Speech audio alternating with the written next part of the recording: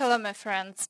Today, Russian forces continue their aggressive offensive, while unfortunately, the Ukrainian armed forces are forced to retreat, leading to further territorial losses. But let's start with the fact that Zelensky has confirmed the US interest in Ukraine's resources. Donald Trump has expressed interest in Ukraine's rare earth metals. It is known that this point is part of the victory plan that you presented. The question is, how do you see cooperation in this area in practice? Thank you for the question. Indeed, one of the key points in our victory plan, an important economic point, is the investment in and development of Ukraine's rare earth metals and mineral resources. We have significant reserves. Since 2014, Russia has occupied our lands, some of which contain large deposits of our valuable minerals. We are open to developing these resources with our partners, the same partners who help us defend our land, push the enemy back with weapons, their presence, and sanction packages. This is absolutely fair. I talked about this back in September when I met with President Trump in New York. I told him that we are open to American investments, that we welcome them. Why?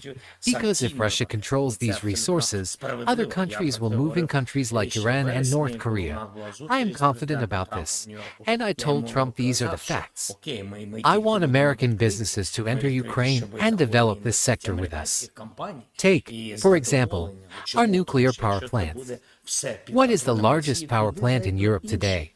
One of the largest in the world, the Zaporizhzhia nuclear power plant, with a 6 gigawatts generation capacity.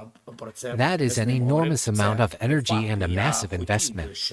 Just one nuclear reactor block costs billions of dollars to build. There are plants in the US with 2 or 3 blocks, valued at $10 to $15 billion.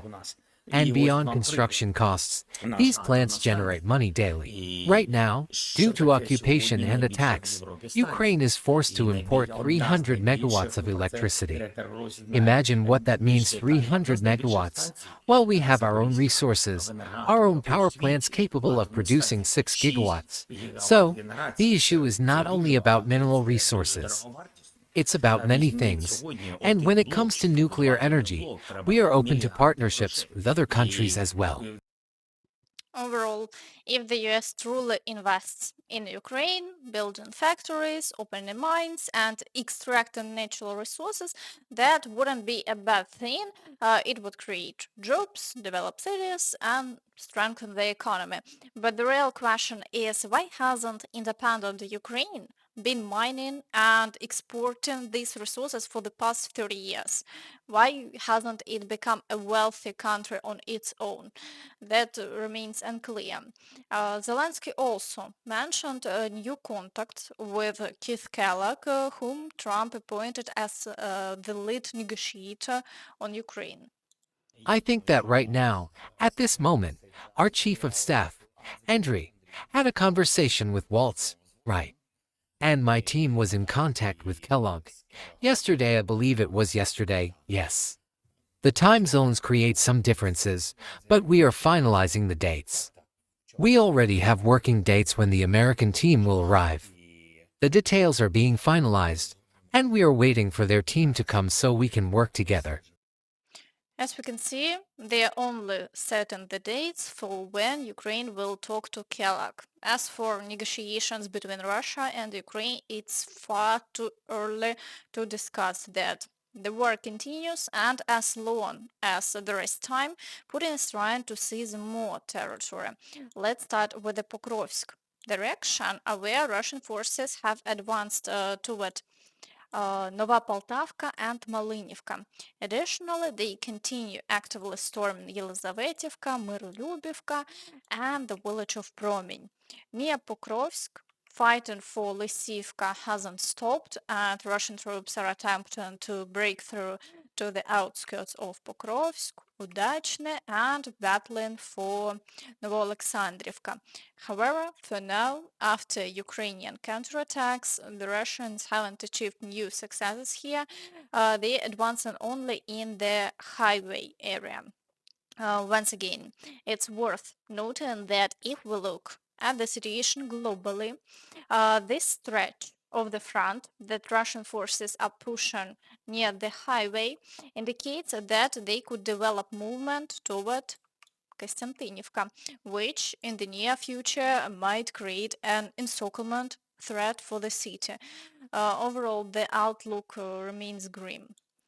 In the Kurakhove direction, the Russians have managed to advance across the fields between Andriivka and Novoandriivka, significantly stretching the front line. The situation here continues to deteriorate, and battles for Dachny and Constantinople are ongoing. Shalin also persists along the entire front line. Additionally, Russian military correspondents started claiming last night that they had achieved new successes near Dachne, even providing video evidence.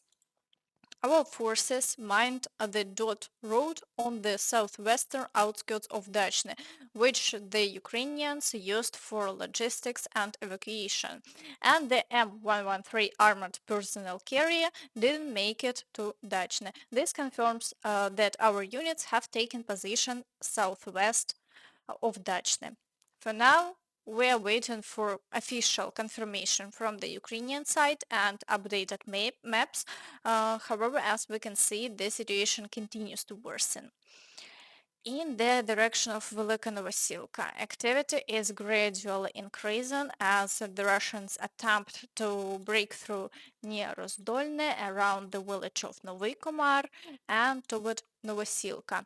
Meanwhile, heavy shelling continues, but there have been no significant changes over the past day. In the Zaporizhzhia direction, Russian forces are attempting to break through towards Novodanilivka and are assaulting Sherbaki. The activity is not at its peak, with only a few attacks per day, but they have made no advances. In the Kherson direction, activity has increased, with Russian forces making a strong push in the area of Antonivka. Shelling of Kherson continues, but after the Russian breakthrough on the islands, there have been no further changes. Now, moving to the Toretsk direction, Russian forces have shelled the settlement of Klebenbyk and continue their attempts to advance from Toretsk. Battles are ongoing for Sherbynivka and clashes have been reported near Krymsk. However, there have been no significant changes in this direction over the past day.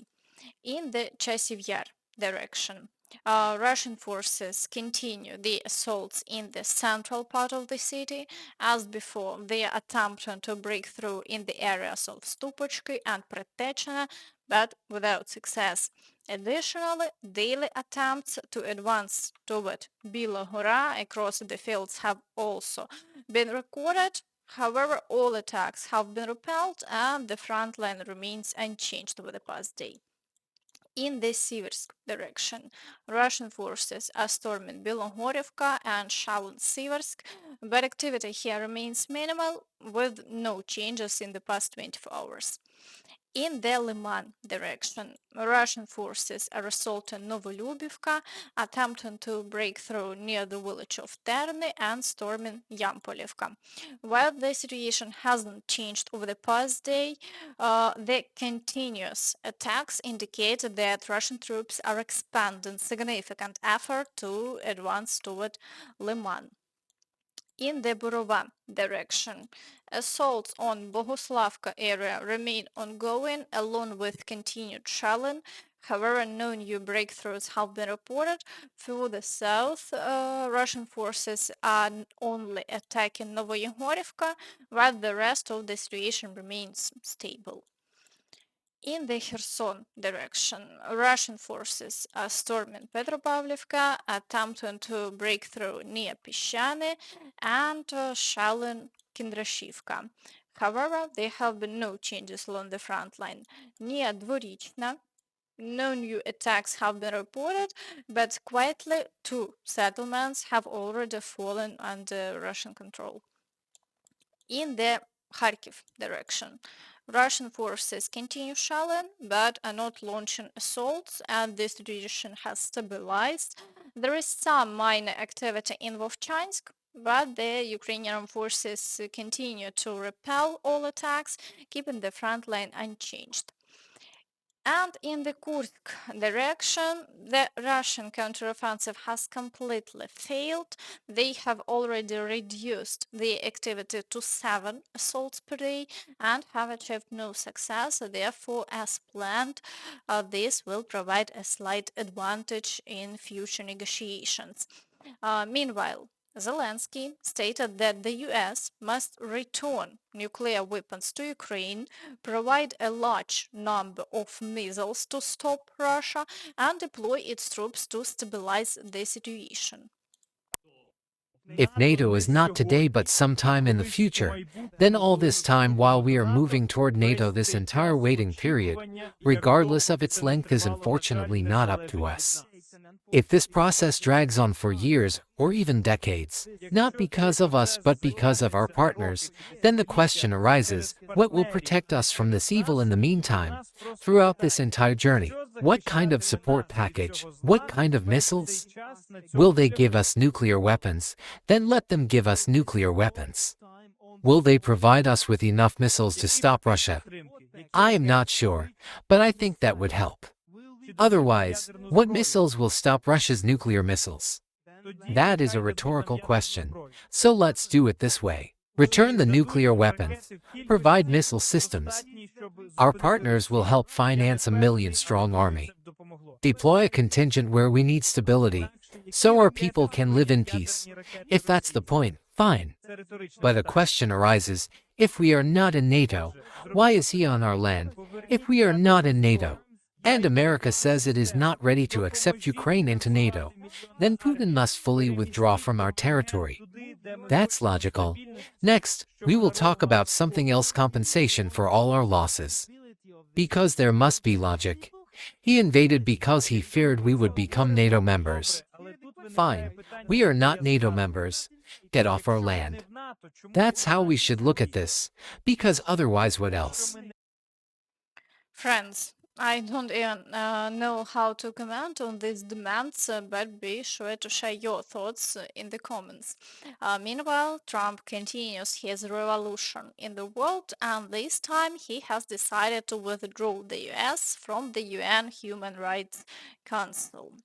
I have always believed that the UN has enormous potential, but it hasn't been working according to this for a long time. Donald Trump signed an executive order to withdraw the US from the UN Human Rights Council. The US government will also review its participation in UNESCO. The US will also stop funding the UNRWA agency, which is the UN agency for assisting Palestinian refugees in the Middle East. The reason for these changes is the anti-American bias of these institutions. Trump also signed, in his words, a very tough directive that restores his maximum pressure policy on Iran.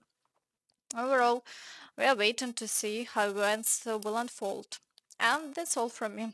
So please don't forget to like this video, subscribe to the channel, and hit the notification bell to stay updated on all the latest news. Thank you for watching and see you next time. Bye bye.